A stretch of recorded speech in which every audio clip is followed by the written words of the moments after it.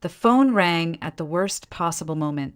I was standing over a hot skillet with one hand holding a spatula and the other trying to piece together my son's science project that was due the next morning. "Michael," I yelled toward the living room. "Can you get that?" No answer. My husband was neck deep in blueprints, likely too immersed to even notice the ringing. I sighed, wiped my hands on my apron, and grabbed the phone. "Julia Bennett," I answered, slightly breathless. On the other end, a woman's voice wavered, unfamiliar, yet oddly recognizable. "Julia, it's Nora Whitfield, your mother's neighbor from Ashbridge." My breath caught. She paused. I didn't know who else to call. "Your mother. Margaret, she had a stroke. She's refusing to go to the hospital. And Gregory, well, no one's seen him in over a week." The kitchen seemed to tilt.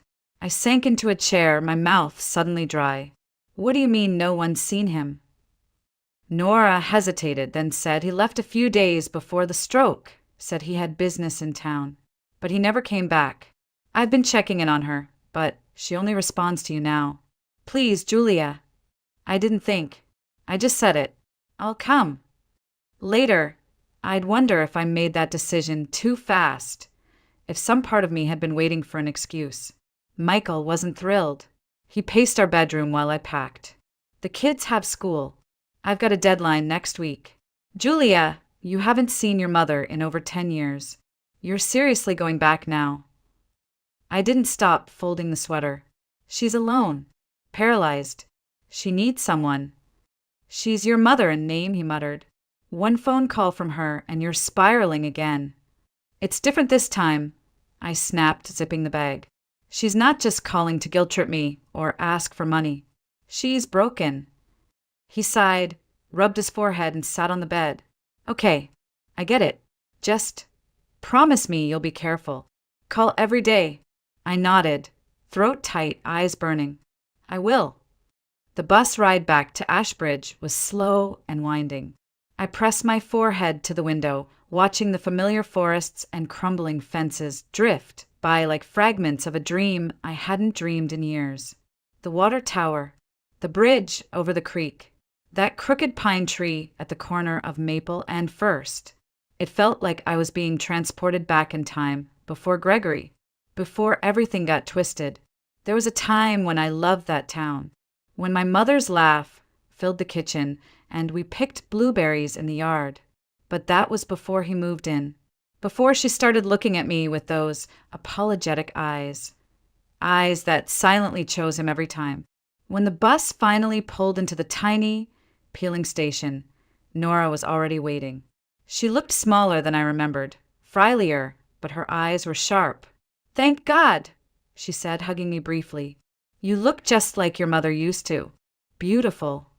I nodded mutely. "How is she?" "Alive," Nora whispered, but barely.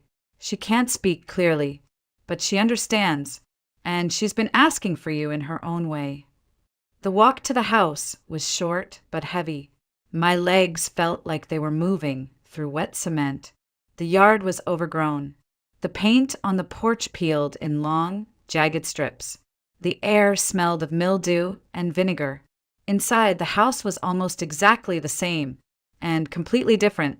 The walls still held the same framed pictures, but dust clung to every surface. The kitchen sink was full of dishes. The hall light flickered. I stepped into the back bedroom, my old room. It was now a sick room. Medical supplies, a hospital bed, and her, Margaret, or whoever she really was. She looked so small. Her right side hung limp over the blanket. Her face sagged, warped by the stroke. But her eyes were clear. Awake. "Mom," I whispered. She turned her head. Tears welled up. Her lips trembled. No words came, just a strangled noise that made my chest ache. I reached out and took her hand. "I'm here now. You're not alone." That night I couldn't sleep. Something was wrong. Not just with her health, with the house, with the silence, and most of all, with the way she kept looking at me, like there was something she wanted to say but was too afraid to. The next morning, I decided to do what I always did when things felt out of control: organize. I went through the pantry, the cabinets, the drawers. The kitchen was a mess of expired medicine bottles, unopened mail, and half-finished grocery lists. In the back of a drawer, under a stack of old coupons, I found a rusted key. I knew immediately what it was for. The basement. I hadn't been down there in over 2 decades. The stairs creaked under my weight, the smell of damp earth and rust hitting me as soon as I opened the door. I turned on my phone flashlight and descended slowly, scanning the clutter. Old canning jars, dusty toolboxes, broken furniture. And then something that didn't belong. A suitcase. Not just any suitcase. My father's. The monogram on the side. DB, David Bennett. My heart stopped. I hadn't seen that name in years. I unzipped it slowly, half expecting it to disintegrate. Inside were old clothes, a few books, and a folded newspaper clipping. The headline read, "Tragic car crash on I-87 kills 2, Sophie and David Bennett dead at scene." I read it again, and again. Sophie, my mother's name. But she wasn't dead. She was upstairs, alive, breathing, holding my hand last night. I stumbled backward, dropping the suitcase. My flashlight flickered. The basement plunged into darkness. But in my head, everything lit up with sickening clarity.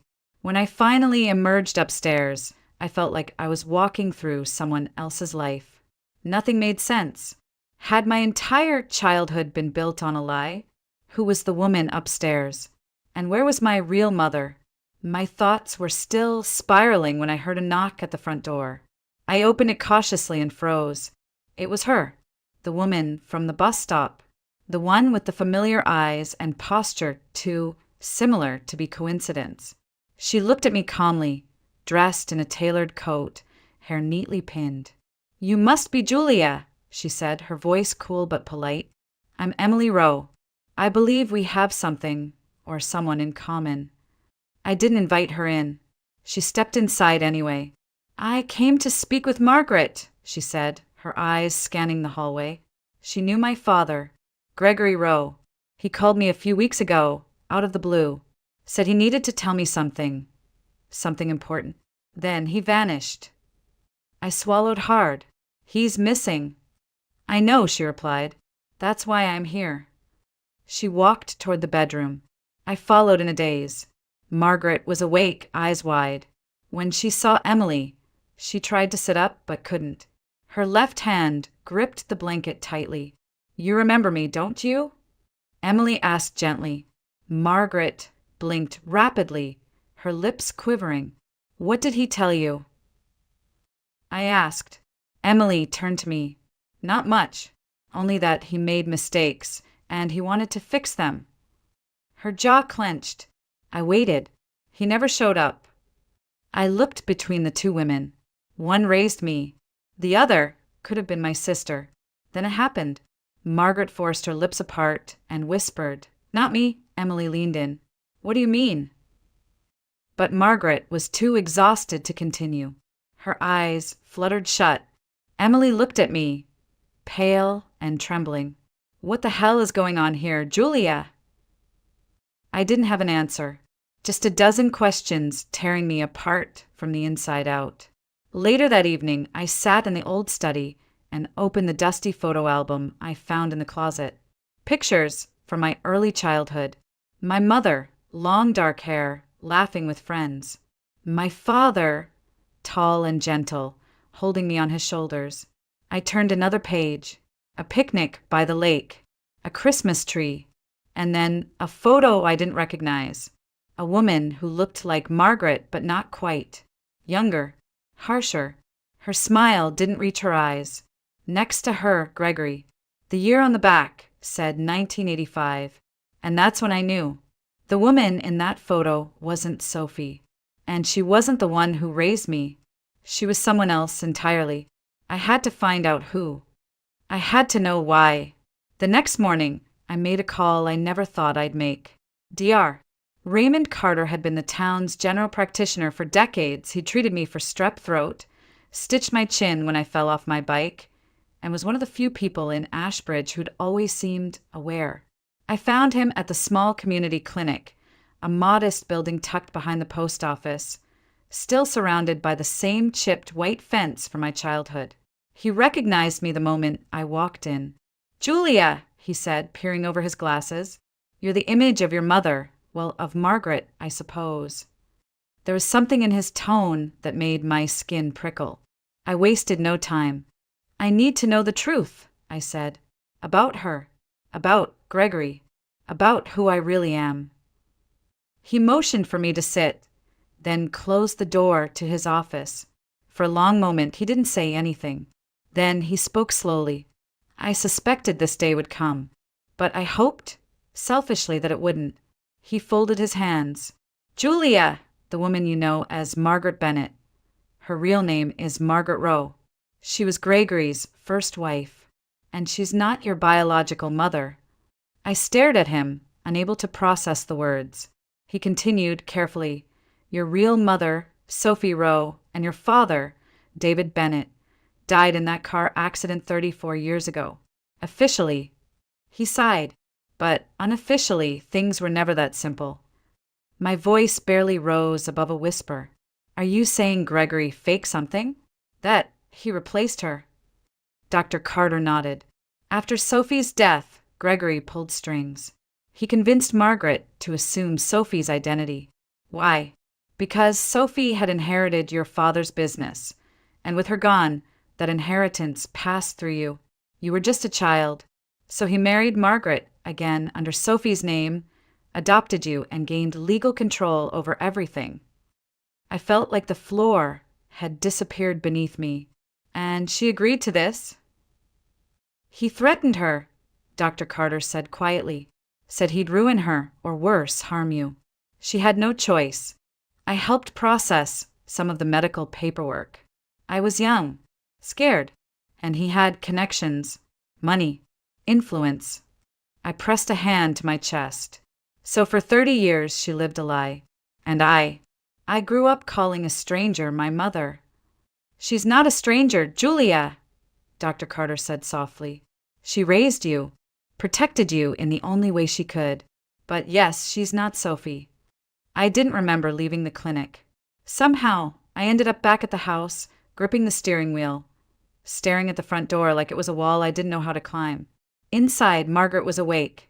Her expression told me she already knew where I'd been. I sat on the edge of the bed, took her hand, and whispered, "You should have told me." Her lips moved. It took her a long time to form the words. "Couldn't." "I know," I said. "I know he made you, but I needed to hear it from you." Her eyes filled with tears. "I'm sorry," she breathed, "for everything." That night, Emily returned with a file folder. She laid it on the kitchen table. "This is my birth certificate," she said. "Gregory Rowe is listed as my father, and the mother, Sophie Rowe, the same woman you thought was your mother."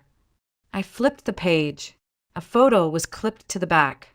A woman with long, dark hair holding a baby, Emily, while Gregory stood behind her. But the woman, she wasn't Margaret. She wasn't the woman who raised me. She was someone else. "That's Sophie," Emily said. "Your real mother." Margaret's voice came from the hallway, faint but urgent. "That not me," we rushed to her. She was sitting up, trembling, pointing at the photo, shaking her head. "Not me." Her chest rose and fell rapidly. Her eyes pleaded for understanding. "I know," I whispered. "I know now." But nothing could have prepared me for what would come next. Nothing. The knock on the door came just as the kettle started to whistle. I turned off the stove, half expecting it to be Emily again with another piece of the puzzle. But when I opened the door, a man stood there in a charcoal gray suit, shoulders stiff, eyes cold. "Julia Bennett?" he asked. "Yes." "Vincent Mallory," he said, stepping inside before I could respond. "I was Gregory Rowe's business partner. We need to talk." We sat in the kitchen, Emily joining moments later with her arms crossed tight across her chest. Vincent placed a slim leather folder on the table and opened it with precision. 2 million euros, he said. That's how much Gregory embezzled from our resort project at Lake Champlain. He wired it out from our joint account 6 days before he disappeared. My throat clenched.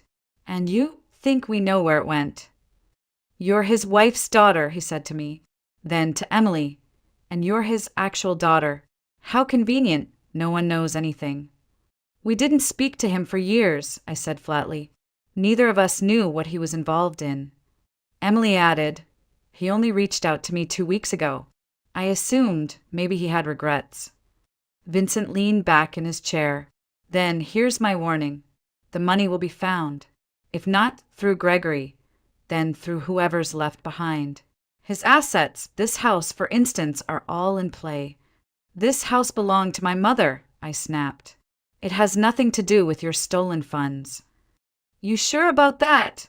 He asked, a smirk tugging at the corner of his mouth. Gregory was nothing if not thorough. After he left, the silence between me and Emily was thick with dread.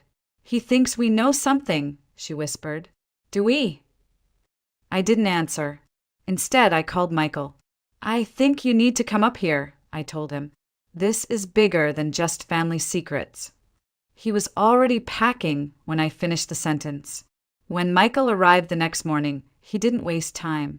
We need to see every legal document Gregory ever touched, he said. We started digging through his old study, filing cabinets, locked drawers, even behind the drywall where I remembered him once hiding a bottle of whiskey. That's where we found it, a false panel beneath the floorboard. Inside was a black binder, and inside that chaos, wire transfers, land titles, falsified tax records, and then a page that made my blood run cold. A payout from an insurance company dated a month after my parents' death. A death benefit claimed by Sophie Rowe, except the signature matched Margaret's handwriting. He collected the money, Michael said, scanning the paper. Used Margaret to sign as Sophie. It's fraud across state lines. This was the plan all along, I whispered. The accident, it wasn't just an accident. That night, I sat by Margaret's bed, holding the black binder in my lap. You knew he'd killed them, I said softly. My real parents. You couldn't say it, but you knew. She didn't look away. He said accident, she rasped. I didn't believe. But you stayed, I said, voice shaking. You helped him take their lives and build something on top of their graves. I tried to protect you, her voice cracked. I became the mother you lost. I looked away, because she had. In her twisted, broken way, she had. The next morning, the front porch creaked with the sound of boots. When I opened the door, Officer Daniel Ruiz stood there, flanked by a plainclothes investigator. Ms. Bennett, he said, we've found Gregory Rowe's body. The words dropped like lead. Where? I managed. Old, well behind the churchyard, Ruiz said. Found by a teenager retrieving a lost drone. Cause of death, blunt force trauma to the head. Estimated time of death, about a week before your mother's stroke. My hands trembled. Do you think? I couldn't finish. We don't suspect your mother at this time, he replied. Her condition makes it unlikely. But Mr. Mallory's name came up. We're bringing him in. Emily stood in the hallway, listening to every word. Her face was pale, unreadable. He's dead, she said after they left. Just like that. I nodded. But that doesn't mean it's over. Because we still didn't know who we were, or what else Gregory Rowe had stolen from us. But we were going to find out. Michael wasted no time. As soon as the officers left, he started documenting everything. Photos of the documents, timelines, insurance records, even the hidden binder. If we're going to restore your mother's real identity, he said, we need proof that Gregory manipulated the system. And we've got it. What's trickier is unraveling the financial damage he left behind. Emily sat across the table, silent. Her fingers traced the rim of her coffee cup again and again. You know what I keep thinking about, she finally said. All those birthdays, Christmases, the little gifts I got in the mail growing up. I always thought they were from some anonymous guardian angel. She looked up at me. Turns out it was her, Margaret, using money Gregory funneled through his partner to keep both our lives barely afloat. She did what she could, I said quietly, but now it's time to do more than survive. Emily nodded. It's time we tell the truth. Out loud. We filed the paperwork the next morning. A formal petition to legally restore Margaret's name, Margaret Rowe Bennett, along with an affidavit explaining her 30-year impersonation under coercion. The courthouse clerk raised an eyebrow at the stack of documents, but didn't ask questions. In small towns, people often suspect more than they admit. Margaret's health was improving slowly, with speech therapy and a specialist Michael found. She had started forming full sentences again. When we told her about the legal petition, she only whispered, "Thank you for seeing me." That same day, Nora came by. She looked more fragile than usual, her shoulders hunched like she carried more than just years. "I need to tell you something," she said, sitting heavily at the kitchen table. "About Sophie, about the night of the accident." Emily leaned forward. "You knew her." "We were best friends in college," Nora said. "I was the one who introduced her to Gregory. If I'd known then," she stopped, her voice catching. "After the accident, I knew something wasn't right. I came back to Ashbridge 2 years later. Margaret was living here by then, but she wasn't Sophie. Not really. She didn't smile the same, didn't walk the same. I didn't say anything. He threatened me. Said if I talked, he'd make sure I disappeared too. But I helped where I could. Sent money. Passed along gifts. Kept both of you alive in the only way I could." Emily's eyes shimmered. "You were the one who sent me the necklace." "Yes," Nora whispered. "From your real mother's jewelry box." That night, Michael found another secret. Hidden beneath a floor tile in Gregory's study, a box no bigger than a shoebox. Inside, one final ledger. Not finances, not blueprints, but something more intimate. Handwritten notes, surveillance records, transfers to shell companies, and in the back, clippings from the original police report on the accident that killed my parents. Scribbled notes in the margins. Brake failure manipulated. Timing perfect. No survivors, perfect storm. Emily stood beside me, reading over my shoulder. "He documented it," she breathed. "He was proud of it. He didn't just destroy our families," I said. "He wanted to remember how he did it. Every step." Michael set the box down, gently. This might change everything." 2 days later, the court approved the petition. Margaret Bennett's true identity was legally restored. For the first time in 35 years, she held papers with her real name on them. When we gave them to her, she held them like a newborn child. "I'm me again," she whispered. "Finally." But not everyone was ready to let go.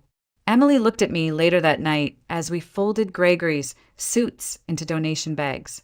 "You know," she said, "we're not really sisters." "No," I agreed. "Not by blood."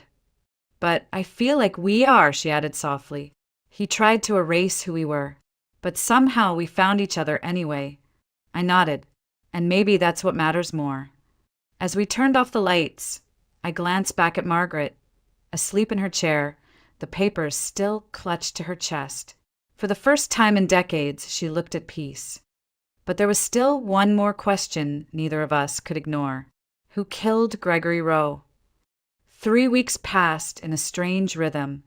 Court dates, therapy appointments, legal filings, and long evenings filled with quiet conversations that felt heavier than any storm. Margaret's speech had improved drastically. She still stumbled, still paused when emotion overtook her, but her voice carried strength now, the kind forged not by volume, but by surviving what should have destroyed her. Emily rented a small apartment 2 blocks from our house. She said it was temporary, but her books filled the shelves by the second week, and her teacups were in the cabinet before month's end. One night, over dinner, she said it out loud. "I'm not leaving. I don't think I could even if I wanted to." Michael looked up from his wine. "Your family. It'd be weird if you left." We had become something none of us expected, a stitched-together mosaic of broken people trying to build a future from shattered truths. And somehow it worked. But the questions didn't stop. The police had enough to close the embezzlement case, thanks to Gregory's meticulous records. The insurance fraud, the stolen assets, even the coerced identity theft. Every layer unraveled beneath their fingertips.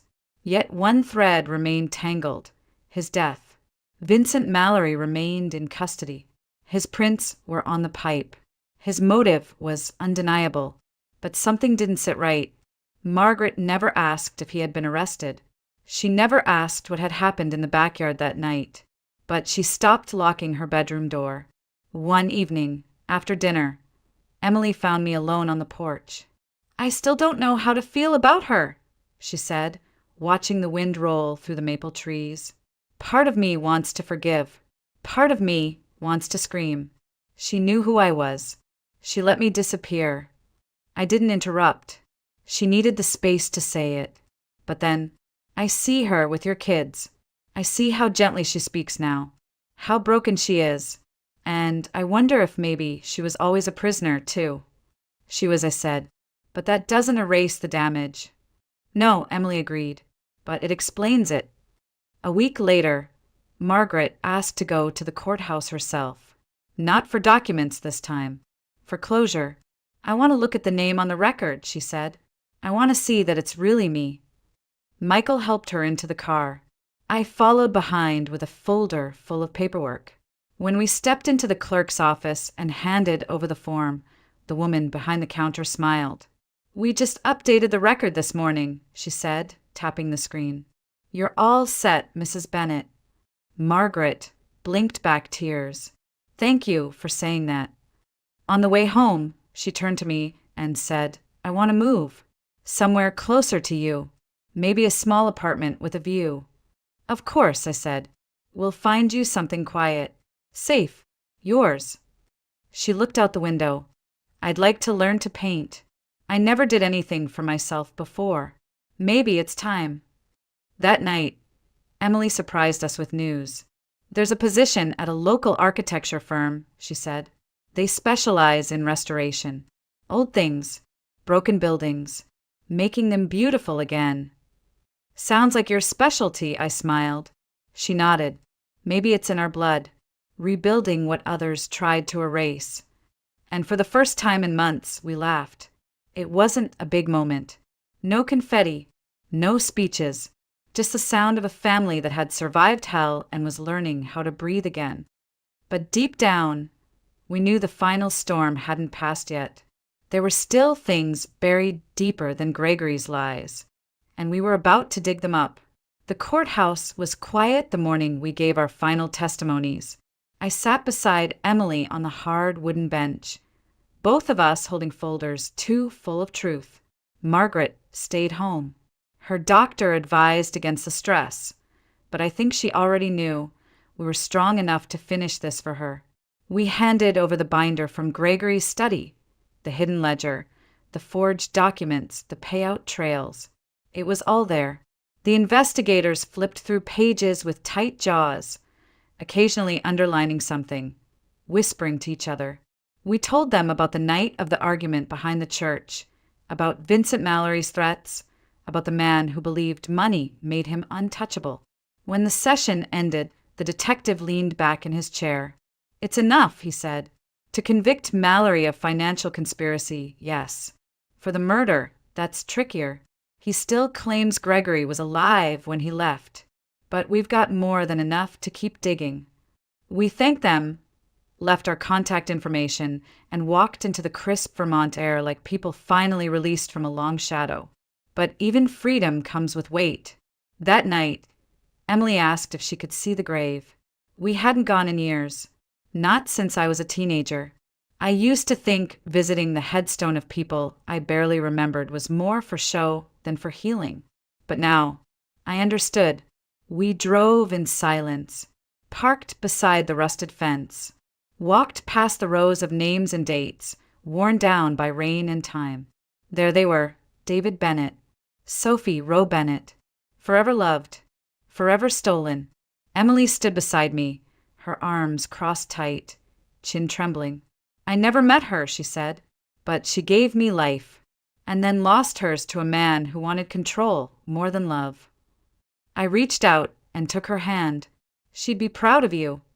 Emily laughed softly, bitterly. Of both of us, maybe. For surviving him. For not letting his story be the final one told. We didn't stay long. Graves aren't for the dead. They're for the living to feel something they can't put into words. When we got home, Margaret was sitting in the living room, a half-finished watercolor in her lap. She smiled when she saw us. No questions, just that smile. And maybe that was enough. Weeks passed. The news about Vincent Mallory's arrest spread quietly through town. Some still believed he wasn't the killer. Some were sure he was. But the truth was, we might never know exactly how Gregory died. Whether it was murder, vengeance, or consequence, finally catching up. Maybe it didn't matter. What mattered was this: the lies died with him. That winter, Margaret moved into a small apartment in the same building as Emily. She filled it with books, soft blankets, and art supplies. My kids began calling her Grandma Maggie without hesitation. They didn't need bloodlines to love her, just kindness and presence. Emily thrived. The architecture firm offered her a permanent role. She started restoring a Victorian house on the edge of town. Faded yellow paint, broken porch, sagging roof. It reminds me of us, she joked one day. Old bones, still worth saving. Michael took a photo of all of us that Christmas, Margaret in her new sweater, the kids laughing, Emily sipping tea, and me finally breathing. He framed it with the words, "The family we found," not the one we were given. And now, as I sit here writing this, I want to leave you, whoever you are reading, with what I learned. Family is not defined by blood. It's defined by the people who choose to stay, even when the truth is messy and the past is unforgivable. Truth doesn't fix everything, but it clears the wreckage so you can rebuild. Forgiveness isn't forgetting. It's choosing not to let what broke you keep you broken. Some people spend their lives manipulating others, trying to rewrite fate. Gregory Rowe was one of them. But even the most careful puppeteers eventually get tangled in their own strings. In the end, he lost everything. And we found each other. We stitched our lives back together with old photos, painful stories, and the soft strength of starting over. It wasn't perfect. It never will be. But it's ours. And that makes it enough. It makes it real.